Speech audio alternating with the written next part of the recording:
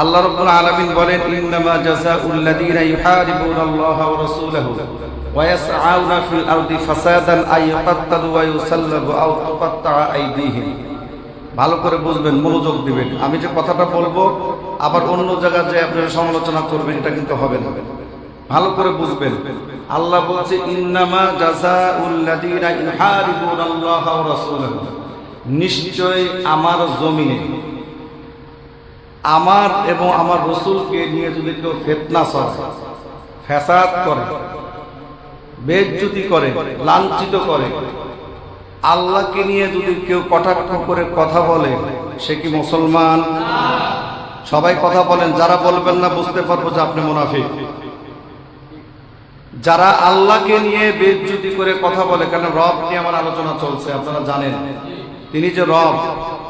আল্লাহ বলছেন, আল্লাহু খালাকা কুল্লা দাব্বাতিন মিম্মা, তামাম জাহানের যত কিছু আছে সব সৃষ্টিকর্তা আমি। কে বলছেন? আল্লাহ বলতেছেন যে সব কিছু সৃষ্টিকর্তা আমি একমাত্র আল্লাহ। মামিনহুম মাইয়ামশি আলা বাতনি, আমার এমন ক্ষমতা আছে পা ছাড়াও আমি চলাফেরা করাইতে পারি। কি সাপের পা আছে? মানুষের পৃথিবীতে কোনো মানুষের ক্ষমতা আছে পা ছাড়া চলাফেরা করাইতে পারবে, সৃষ্টি করতে পারবে? কথা বলেন, পারবে? এরপরে আল্লাহ বলছে, আমিনহুম মাইয়ামশি আলা রিজলাইন, আমি আল্লাহর এমন ক্ষমতা আছে আমি দুই পা দিয়ে চলাফেরা করাইতে পারি। মানুষ চলাফেরা করে, হাঁস মুরগি চলাফেরা করে, কখনো কি এক ঠ্যাঙের সাথে আরেক ঠ্যাঙে বাড়ি খায়? আল্লাহ রাব্বুল আলামিন এরপরে বলতেছে, আমিনহুম মাইয়ামশি আলা আরবা, আমি আল্লাহর এমন ক্ষমতা আছে আমি চার পাও দিয়েও চলাফেরা করাইতে পারি। গরু, ছাগল, মহিষ, বাঘ, ভাল্লুক এগুলোর কয় পা? চার পা দিয়ে যখন তারা দৌড়ায় তখন কি এক পাশে তার পায়ে তো বাড়ি খায় না? কি বলে? আল্লাহ বলছেন যে আমি আল্লাহর ক্ষমতা আছে। আমিনহুম মাইয়ামশি আলা আরবা ইয়াখলুকুল্লাহু মা ইয়াশা, সব কিছুর ক্ষমতা, সব কিছু সৃষ্টিকর্তা আমি আল্লাহ। আল্লাহু আলা কুল্লি শাইইন কাদির, আমি সর্ব জায়গায় সর্বস্তরে সর্বক্ষমতার অধিকারী। তাহলে সেই রবের বিরুদ্ধে যদি কটাক্ষ করে কেউ যদি কথা বলে, আপনারা ছাড় দিবেন?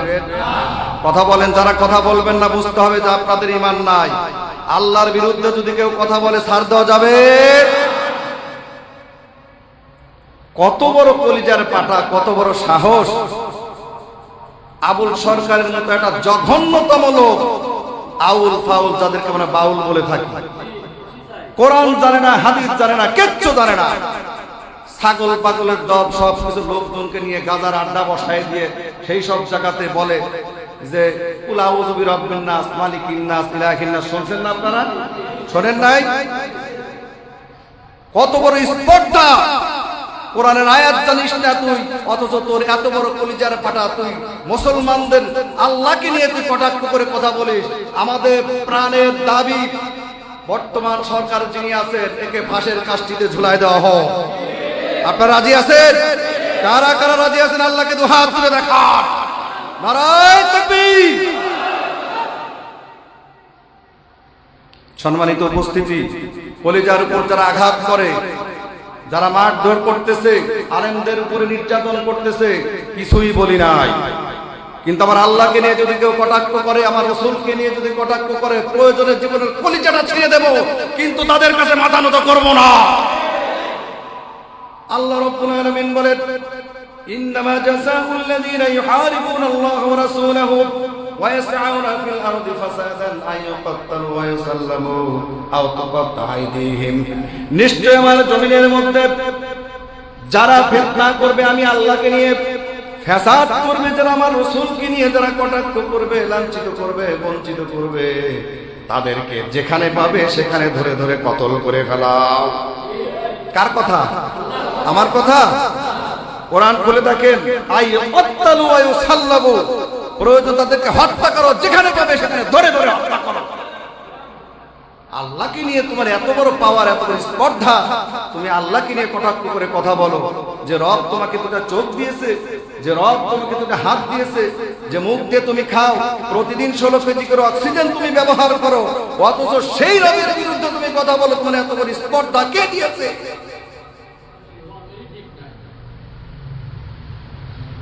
প্রায় শুনি আমরা, এতদিন কথা বলি নাই, মুখ খুলি নাই। এখন দেখছি পীর দেওয়ালে ঠেকে গেছে, ইচ্ছা মতো যা খুশি যেভাবে খুশি সেইভাবে কথা বলবেন। এটা মুসলমান কখনো মেনে নিতে পারে না। আমাদের সবারই প্রাণের আকুল আবেদন, এবং আমার আপনাদের তরফ থেকে আমি আপনাদের ইমাম হিসাবে বলছি, যদি কোনো জায়গাতে বিশেষ করে টেবুনিয়া বাজারে বা এই পাবনা ডিস্ট্রিক্টের মধ্যে কোনো আউল ফাউল বাউল এই ধরনের যদি আল্লাহকে নিয়ে রসুলকে নিয়ে কটাক্ষ করে কথা বলে আপনারা ছেড়ে দিবেন? মিয়া তুমি গান গাচ্ছ গাও, শরীয়ত মারফত মারাও, তুমি কত শরীয়ত জানো, তুমি কোরআনের সূরা ফাতিহা স্পষ্ট করে পড়তে পারো না, তুমি শরীয়ত বুঝাও, তুমি মারেফত বুঝাও। আমরা মারেফত বুঝি না। 30 পারা কোরআনুল কারীমের মধ্যে শরীয়ত, মারেফত, তরিকত, হকিকত চারটাই আছে। শুধু বুঝতে হবে, গবেষণা করতে হবে, এক একটা আয়াত ধরে ধরে টান দিবেন, সেখান থেকে নির্যাস বের হয়ে আসবে। আমরা মারেফত বুঝি না।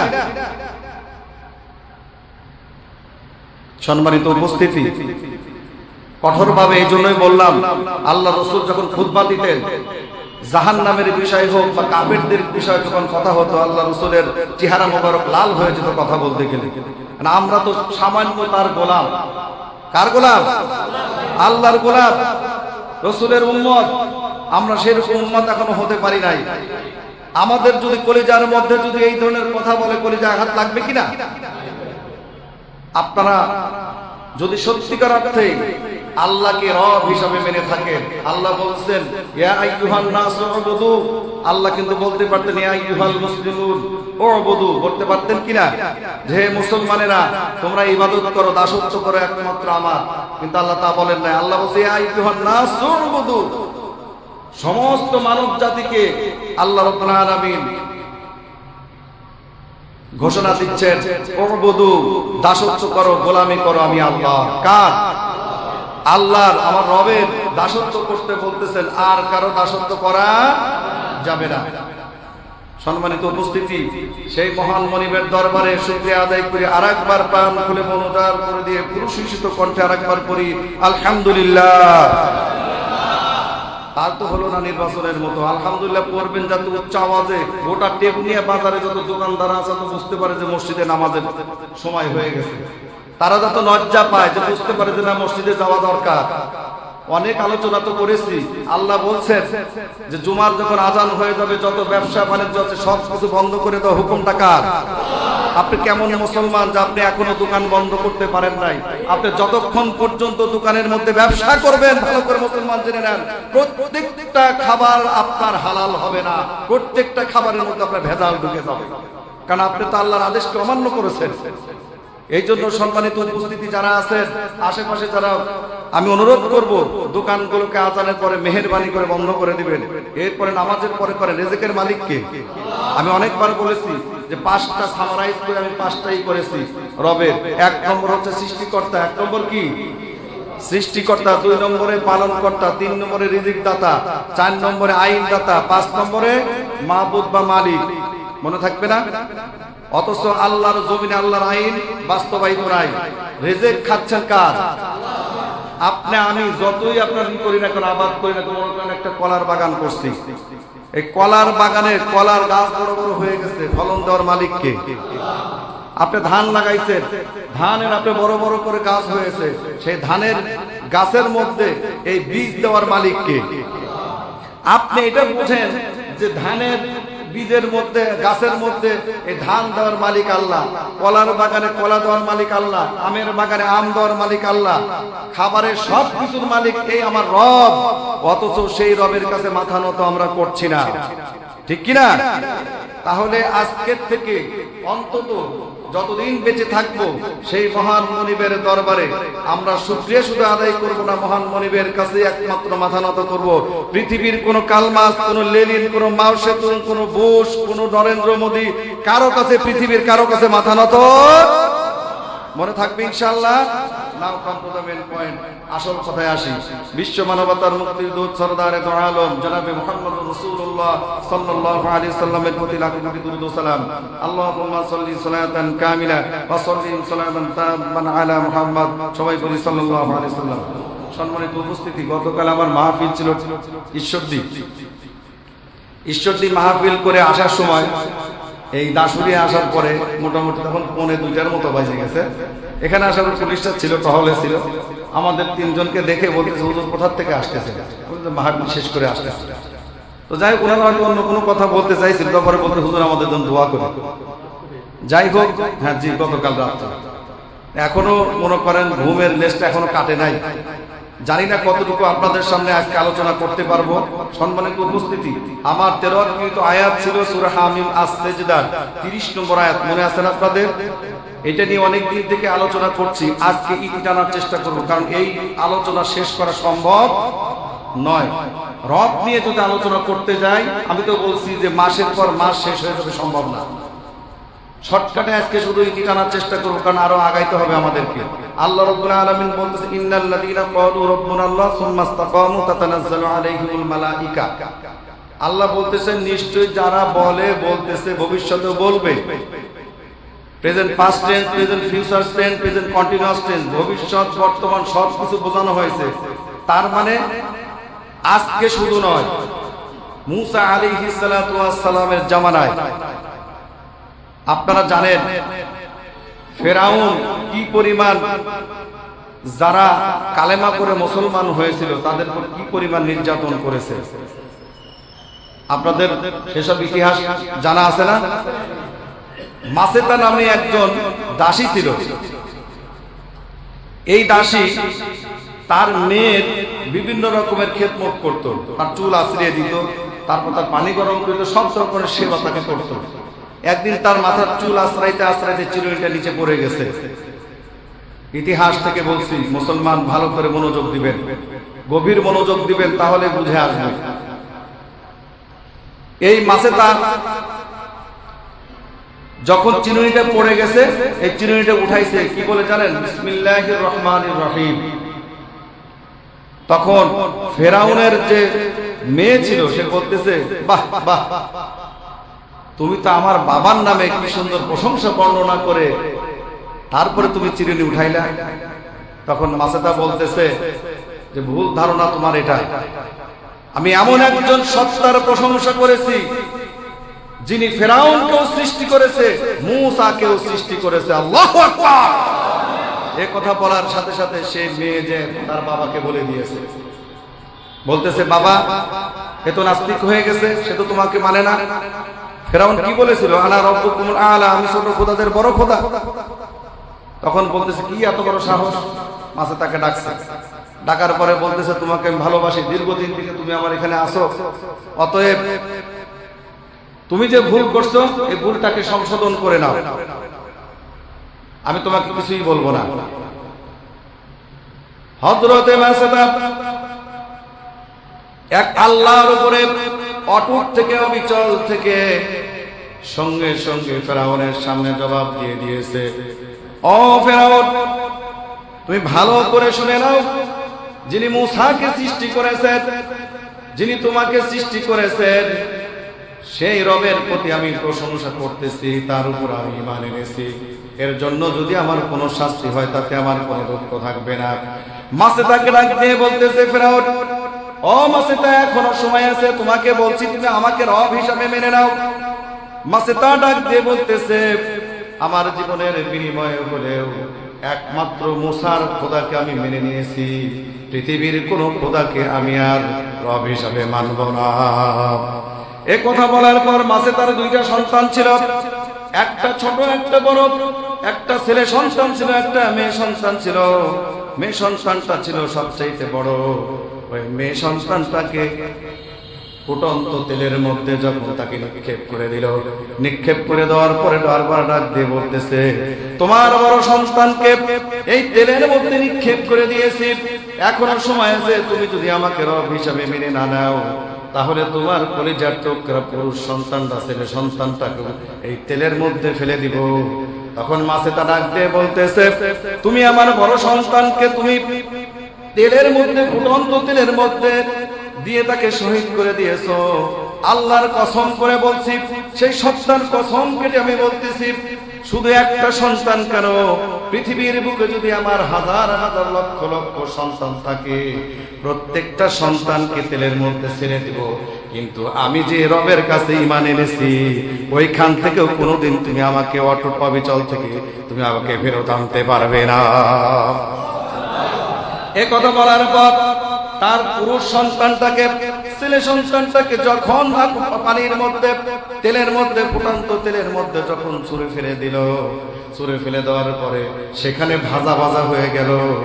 নসেবা মাছেতা ডাক দিয়ে বলতেছে, ও ফিরাউন রে, তুই আমার কলিজার টুকরা ছোট সন্তানটাকে, নিষ্পাপ সন্তানটাকে তুমি আগুনের মধ্যে ফেলে দিয়েছো। যখন তিনি কাঁদতেছিলেন এমত অবস্থায় ওই সন্তানটা তেলের মধ্যে থেকে ডাক দিয়ে বলতেছে, মাগো তুমি কোনো চিন্তা করো না, তুমি কোনো কান্নাকাটি করো না, তুমি ভালো করে উপর দিকে তাকাইয়া দেখো, এই যে আমরা দুইটা সন্তান তোমার কলিজার টুকরা এই তেলের মধ্যে আমাদেরকে নিক্ষেপ করে দিয়েছে, আকাশের দিকে তাকাইয়া দেখো, তোমার জন্য আল্লাহ রাব্বুল আলামিন জান্নাতুল ফেরদাউস প্রস্তুত করে রেখে দিয়েছে। এই জন্য আল্লাহ বলতেছে, ও দুনিয়ার মানুষেরা, ইন্নাল্লাযীনা ক্বালু রাব্বুনাল্লাহ, নিশ্চয় যারা বলে একমাত্র রব হচ্ছে আমার আল্লাহ, এর মধ্যে অটুট থাকে, অবিচল থাকে, যারা অটুট অবিচল থাকবে, আল্লাহ রাব্বুল আলামিন বলতেছেন, সুম্মা ইসতাকামু, এবং ইস্তেকাম করে অটুট থাকে, অবিচল থাকে, তাতানাজ্জালু আলাইহিমুল মালাইকা, আল্লাহ রাব্বুল আলামিন ডাক দিয়ে বলতেছেন, ও জান্নাতের ফেরেশতারা রে, যাও জিবরাইলকে সঙ্গে করে নিয়ে মাছেতার জন্য জান্নাতুল ফেরদাউস তার চোখের সামনে তুলে ধরো। আল্লাহু আকবার। এই মাছেতাকে যখন ওই তেলের মধ্যে নিক্ষিপ্ত করা হয়, আল্লাহর নবী যখন মেরাজে যাবেন, বাইতুল্লাহ থেকে যখন কাবার হাতিম থেকে যখন আল্লাহর নবী বুরাকে উঠে পড়লেন, যখন ওই জায়গাটা পার হতে যাচ্ছিলেন, তখন জান্নাতের সুঘ্রাণ পাচ্ছিলেন। আল্লাহর নবী ডাক দিয়ে বলতেছেন,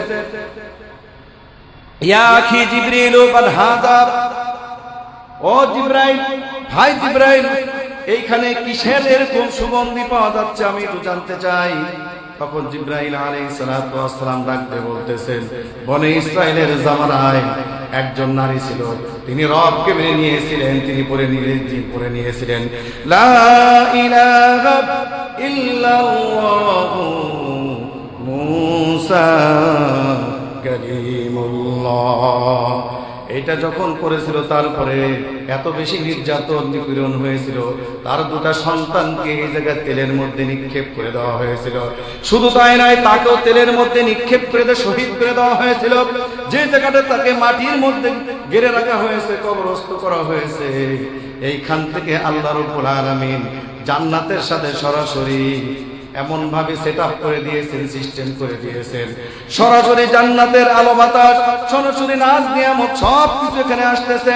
এই জন্য আল্লাহ রাব্বুল আলামিন বলেন, বামা হাশারগার খুদা কুরসি বাগুয়াম দার জওয়াবি শহীদ খানজার আয়েশা কদ দাওয়াহিয়া কাফন্দারাম। আল্লাহু আকবার। আল্লাহ বলতেছেন,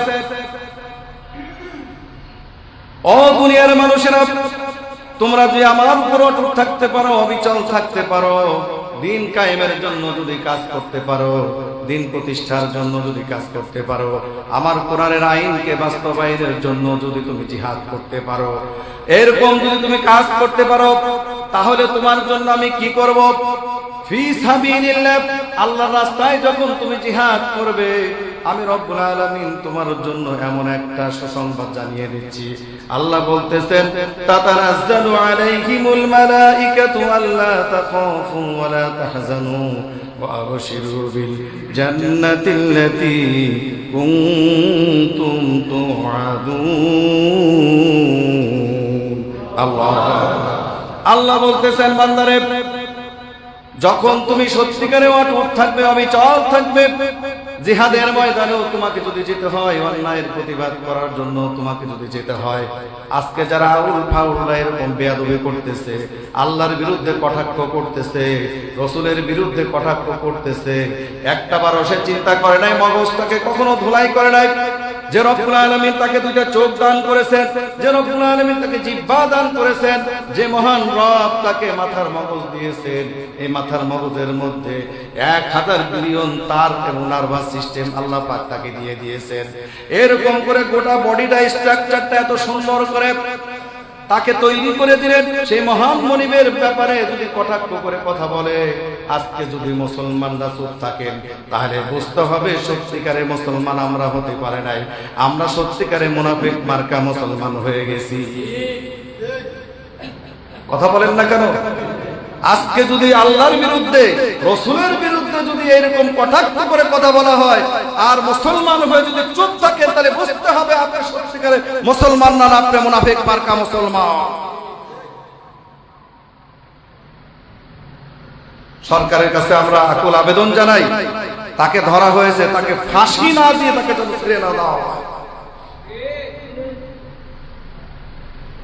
শুধু উনি কেন, অনেক বাউলরা এখন উল্টাপাল্টা কথাবার্তা বলতেছে আল্লাহকে নিয়ে, রসুলকে নিয়ে, আর আপনারা এগুলো মনোযোগ দিয়ে শোনেন আর কান্নাকাটি করেন। আছে না এরকম গ্রামগঞ্জে? আমি বহুদিন আগে ছোট ছিলাম, তখন প্রায় আমি তখন মনে হয় পড়ে পড়ি, ক্লাস 4-এ, ক্যাসেটের মধ্যে ছোট ছিলাম তখন, তার আপনার টেলিভিশন বা এরকমই ছিল না, ডিজিটাল যুগ ছিল না। ক্যাসেটের মধ্যে এক বাউল বলতেছে যে কুলসুমের তো সবচেয়ে ধনী ব্যক্তি ছিলেন, ওসমান রাদিয়াল্লাহু তাআলা আনহুর সাথে বিবাহ হয়েছিল কুলসুম রাদিয়াল্লাহু তাআলা আনহা, আল্লাহর রাসূলের কন্যা, কলিজার টুকরা। তো কুলসুমের বাড়িতে মা ফাতেমা রাদিয়াল্লাহু তাআলা আনহা দাওয়াত খাইতে গেছে। দাওয়াত খাইতে যায় তাকে খাবার না দেওয়ার কারণে সব খাবার কি হয়ে গেছে? শুনছেন আপনারা? নাউযুবিল্লাহ বলবেন না? কোথায় যে পাইছে আল্লাহই জানে। আবার দেখবেন আরো কিছু কিছু কথা আছে, এগুলো যদি শোনেন এবং মনোযোগ দিয়ে সুবহানাল্লাহ বলেন, কান্নাকাটি করেন, ঈমান থাকবে না। ভালো করে মনে রাখবেন, হায় বরফির আব্দুল কাদের জিলানীর জিলানী, তোমারই নামের গুণে আগুন হইয়া যায় পানি। এই আব্দুল কাদের জিলানী রহমতুল্লাহ আলাইহি আল্লাহ নবীর চাইতে বড়, সাহাবীদের চাইতে বড়, সম্মানের দিক থেকে সব কিছুর দিক থেকে যদি রসুলের চাইতে বড় না হয়, সাহাবীদের চাইতে বড় না হয়, একজন সাহাবীর ব্যাপারে রসুল বলেন যে আমার একজন সাহাবী গোটা পৃথিবীর মানুষের আমলগুলোকে যদি এক পাল্লায় রেখে দেওয়া যায়, আর আমার একজন সাহাবীর একদিনের আমলকে যদি এক পাল্লায় দিয়ে টান দেওয়া যায়, তাহলে আমার সাহাবীর আমল ভারী হয়ে যাবে। অথচ সেই সাহাবীদেরকে ছোট করে, খাটো করে, সম্মান খাটো করে এই ধরনের যারা কথা বলার, এগুলো শুনে শুনে সুবহানাল্লাহ বলে, তাহলে এগুলো বললে কি ঈমান থাকবে ভাই? এগুলোকে যদি মনোযোগ দিয়ে শুনেন, ঈমান থাকবে? থাকবে না। এই জন্য আমরা সচেতন হব। এখন যুগ পাল্টিয়েছে, কোরআন মানুষ গবেষণা করছে, আমরা কোরআন থেকে কথা শুনবো, তাহলে দেখবেন জীবনটা পাল্টিয়ে যাবে। আর জীবনটা পাল্টিয়ে গেলে পরে আল্লাহ বলেন, এ জাহাজ জিকে আলোহ কলম তেরে হে বান্দা, আমি যদি দেখি তুই আমার হয়ে গেছিস, আমি তোর বন্ধু হয়ে যাব। আর আমি যদি তোর বন্ধু হতে পারি, তাহলে শুধু দুনিয়া তোকে দিব না, আসমান জমিন গ্রহ নক্ষত্র চাঁদ সূর্য যা কিছু আছে সব কিছু বান্দা তোর গোলাম বানিয়ে দেব। আল্লাহ, সেই মহান রবের প্রতি আমাদের বিশ্বাস আছে তো ইনশাআল্লাহ? আল্লাহ রাব্বুল আলামিন বলেন, ফাআম্মাল্লাযীনা আমানু বিল্লাহি ওয়াতাসামু বিহি ফাসায়ুদখিলুহুম ফি রাহমাতিন মিনহু ওয়া ফাদলিন ওয়া ইয়াহদিহিম ইলাইহি সিরাতাম মুস্তাকিমা।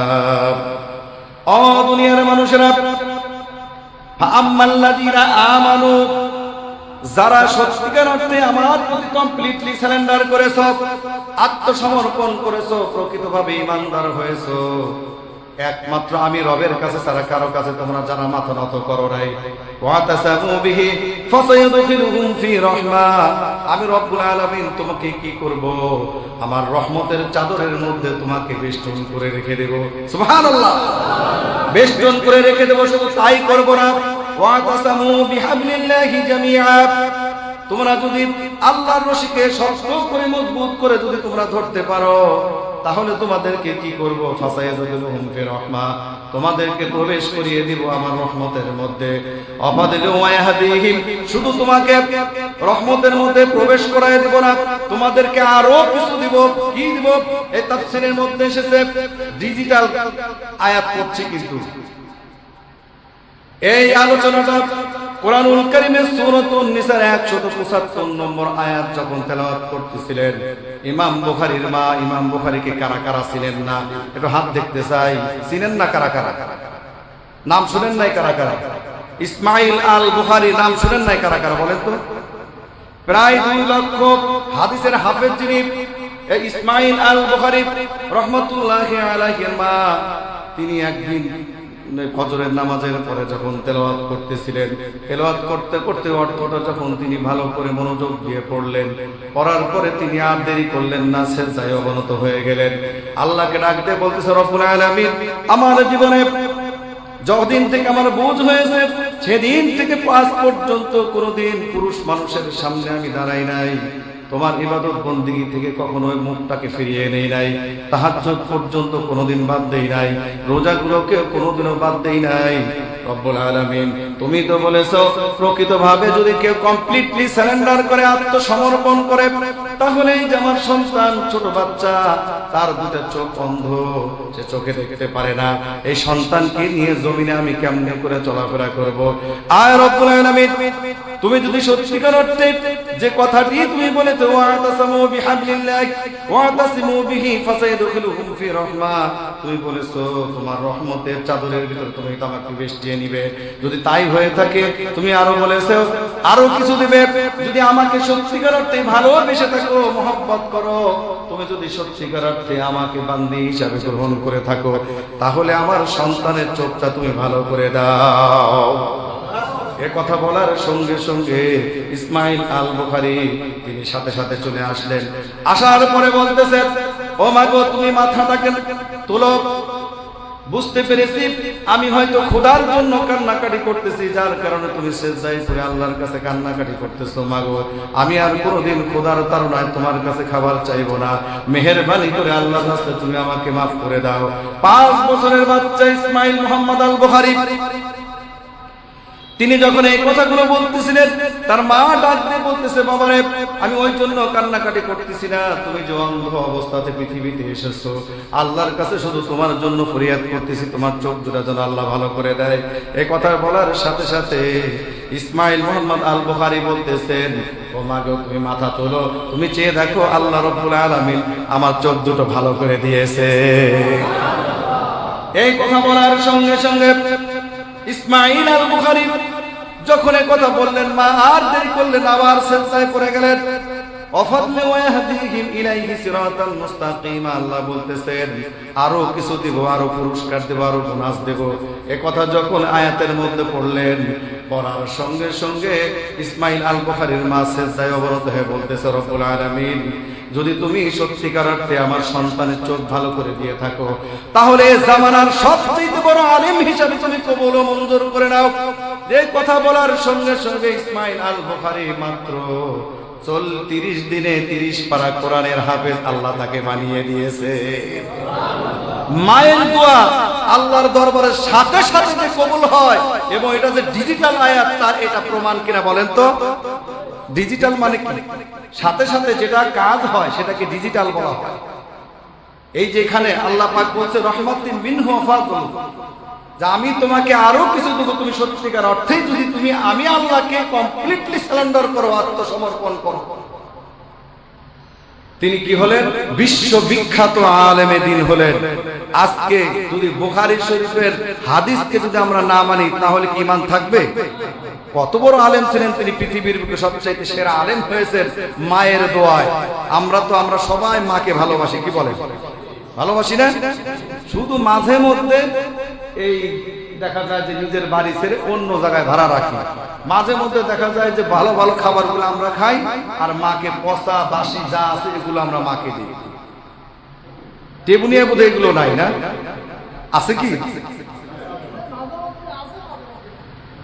এটা করবেন না। হুমা জান্নাতুকা ওমা নারুকা, তোমার মায়ের পায়ের নিচে জান্নাত, তোমার মায়ের পায়ের নিচে জাহান্নাম। সম্মানিত উপস্থিতি, আপনাদের পায়ে হাত রেখে বলছি, খবরদার খবরদার মাকে কষ্ট দিবেন না। এই পৃথিবীতে মাদেরকে যারা কষ্ট দিবেন, আল্লাহ পাক বলেন দুই শ্রেণীর মানুষের শাস্তি পৃথিবীতে না হওয়া পর্যন্ত আমি রব্বুল আলামিন কোনদিনও তার মৃত্যু দেব না। এক নম্বর হচ্ছে পিতামাতার সাথে যারা নাফরমানি করবে, পিতামাতার সাথে যারা বেয়াদবি করবে, আল্লাহ রাব্বুল আলামিন বলেন তাদের এই জমিনে শাস্তি না হওয়া পর্যন্ত তাদের কোনোদিন কি হবে না, মৃত্যু হবে না। দুই নম্বর হচ্ছে জালিম যারা, জুলুম যারা করে, অত্যাচার যারা করে অন্যায় ভাবে, তাদেরকেও দুনিয়াতে শাস্তি না হওয়া পর্যন্ত আল্লাহ রাব্বুল আলামিন মৃত্যু দিবে না।